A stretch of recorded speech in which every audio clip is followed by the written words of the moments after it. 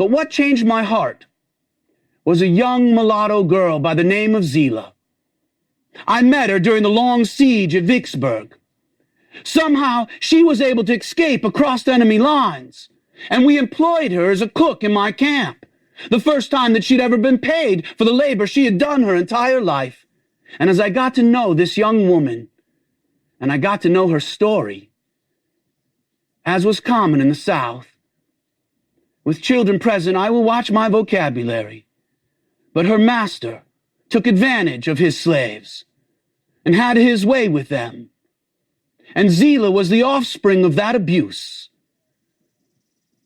And he abused her as well.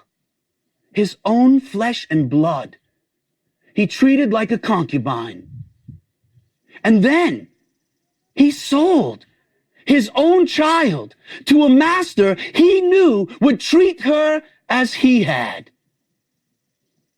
It broke my heart.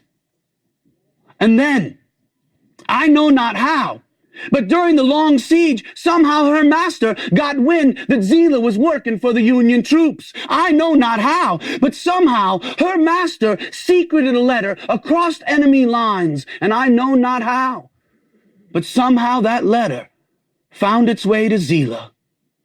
And being a slave, it was against the law to teach your slaves to read. She brought the letter to me, and when I read her master's words, "Dear Zela, I love you. I miss you. I am dying. Please, will you come home to me? I want to see you one more time before I die." I knew it was a lie, and I told her so, and I forbid her to go. But she would not listen to me.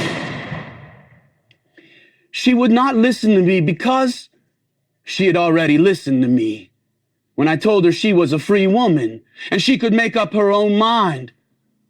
I know not how, but somehow she snuck back across enemy lines, and she found her way to her master. And as you could imagine, it was only a lie. It was only a trick to get her back into his clutches. And the abuse continued. What became of Zela, I do not know, but it broke my heart. It changed my heart.